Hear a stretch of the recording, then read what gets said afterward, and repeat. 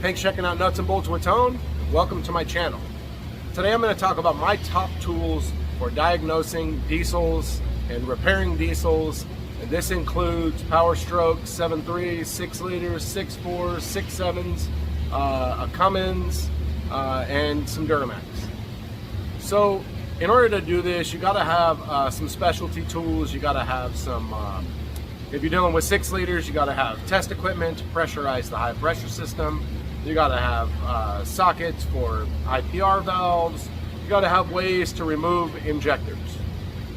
So we'll start off with the 7.3 first, because it's, you know, the first Powerstroke, and I went over this several times in a previous video, and that is this set of tools right here.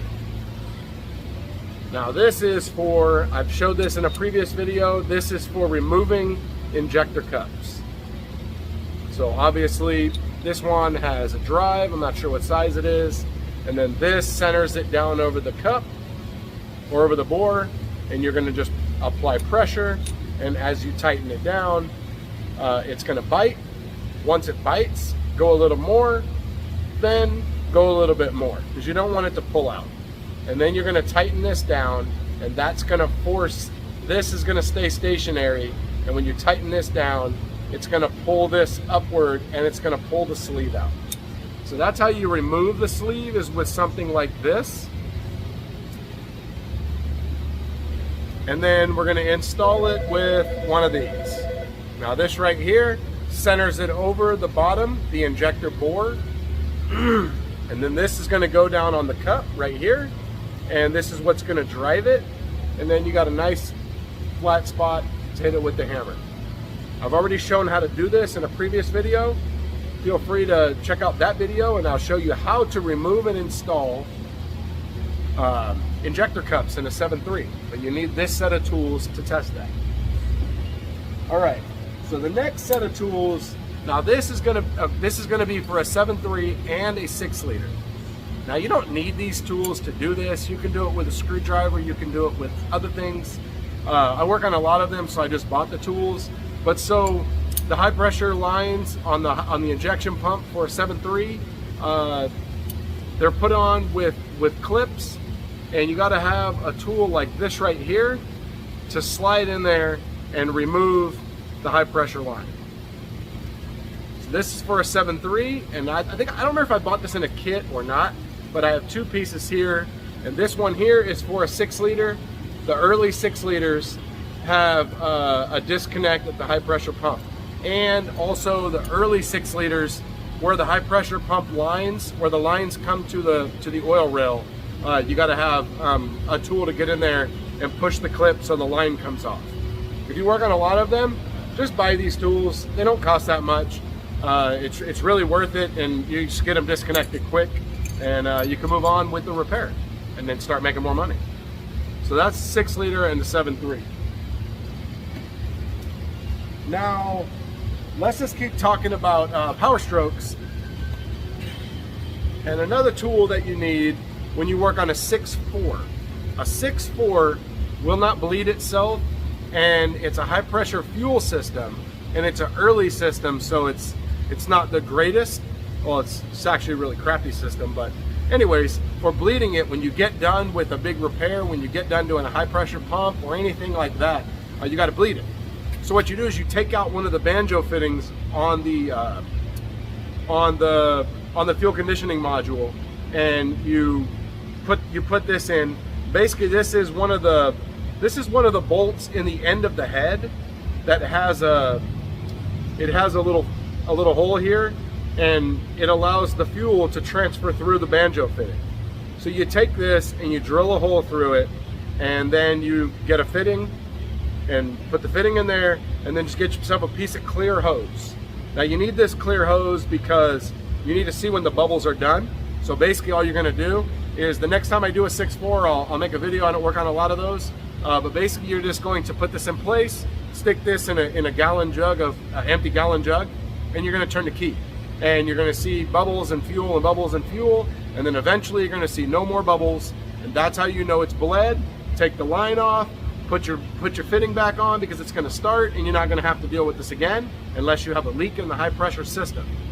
And then I just keep a couple of fresh new seals on here, so I don't have to deal with the ones on the banjo fitting. So this is for a 6.4, and this fitting is for a 6 liter. A 6 liter and I think a 6.4 are the same.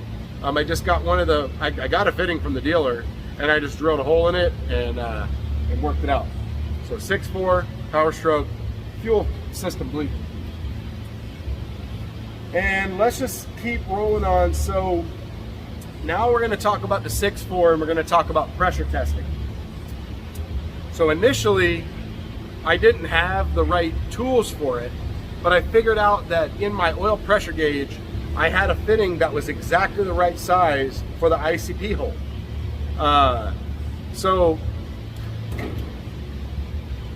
And so basically I took this fitting, and then I just put a piece of rubber hose on there, and I hooked it up to here.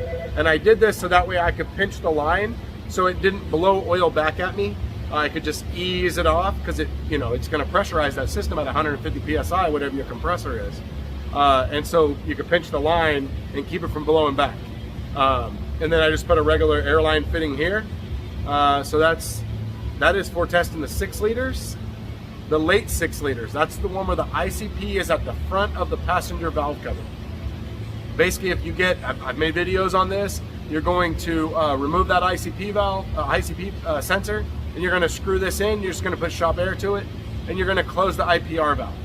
And then you're going to listen for an air leak, and if you have an air leak, you need to find it and fix it. I have a video on how to test that, and also show you how to pinpoint it. So that's the 6 liter. Now the early 6 liter, you need a different fitting. The early 6 liter, it has an oil rail, and it's about this big around, and it just goes inside the valve cover, and you have a stainless steel line that connects to it, and then it sits down on top of all the injectors. Well, in order to air check that one, you have to pull off the passenger valve cover, and in the center of the oil rail you take out a little Allen, and you have to have this fitting here, and you screw this in there, and then you put shop air to it.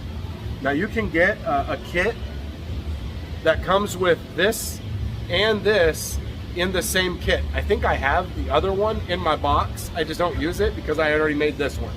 So that's what you need to air check a 6 liter early and late.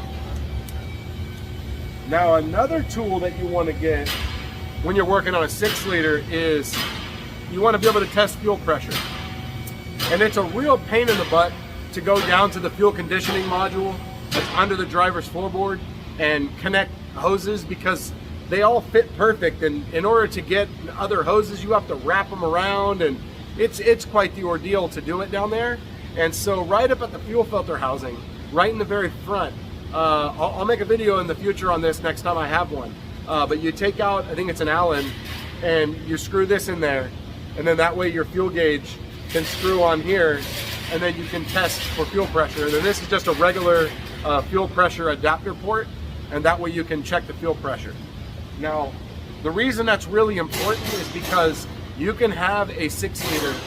The last fuel pump I did, I had a 6 liter came in, and it was running rough, and it was misfiring on multiple different cylinders at different times, but it still ran. It didn't have a lot of power, but it still ran.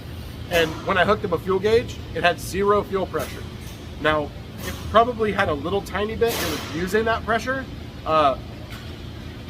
but the pump was producing 0 pounds, and it needed a fuel pump.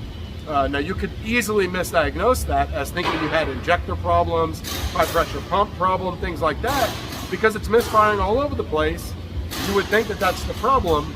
However, make sure that you check that fuel pressure. Another thing that low fuel pressure will cause is fuel knock. And the first time, somebody told me this a long time ago. They said, you know what you should do? You should take the fuse out and disconnect the fuel and start a diesel up and let it run with no fuel and listen to what it sounds like, because you'll never forget that sound of what it sounds like when it's running out of fuel. It has a knock to it. You'll notice it, it's common, and when you hear it, you'll never forget it. So that's why it's important to check fuel pressure on a diesel, because they can run without fuel pressure, because it kind of sucks the fuel out of the tank. Check your fuel pressure. The next thing for a 6 liter is one of these. You don't have to have this. This is a glow plug, a glow plug connector removal tool, and this slides in between the part that goes into the head, and it's supposed to get in there and pull it back. Problem with these is that those things suck, they break, they fall apart, and so this doesn't always work. However, it's good to have because when it works great. I have other stuff that I've used that I make when this doesn't work, and using picks and all kinds of funky stuff to get it off. But get you one of these, they're super cheap. I think I even got this one from Napa. I was in a pinch to get one, and yep, right there, Napa. 504. All right, so that's for the glow plugs. Now you need one of these. I've showed this in a previous video as well. This is for the IPR valve. It's on the back of the high pressure pump. You got to take it out to air check the system. You got to control that valve. But to replace it, you need a special socket. I like this one. I believe this one's Lyle. I'd have to look it up. I can't recall. Oh, it says Taiwan. No, it doesn't say. I'll have to look it up. But I like this one because it's a 3/8 drive. And although now those valves are really tight, the 3/8 allows you more room to get an extension and a wobble in there because it's real tight getting back there. Get you one of these. Now, the next tool I have, I bought these and I really haven't been able to use them much. I bought these from SP Tools. It's a 2-piece set and it's for injectors on a 6.7.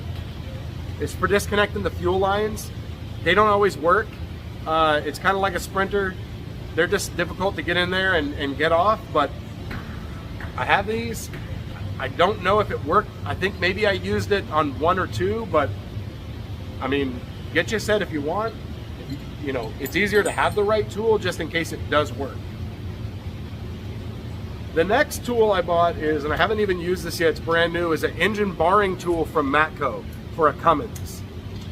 And this is for rolling the engine over because there's no balancer bolt to turn the engine.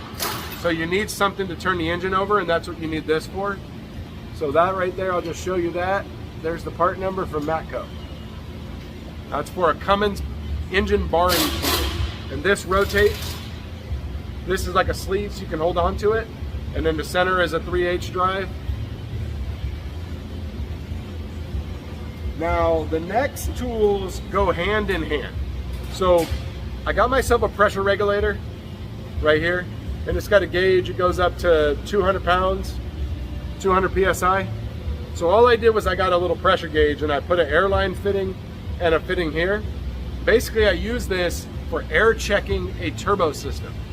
You gotta use about 25 to 30 pounds of air to air check a turbo system for leaks. And so you need something like this. Just make sure you open it all the way and then increase the air as you go, and that way you can test it. I use it with things like, for a Sprinter, this is the cap that came on a new turbo in the front. So basically I drilled a hole in it, and I use my regulator and a rubber tip nozzle, and I put air right to the front of the turbo.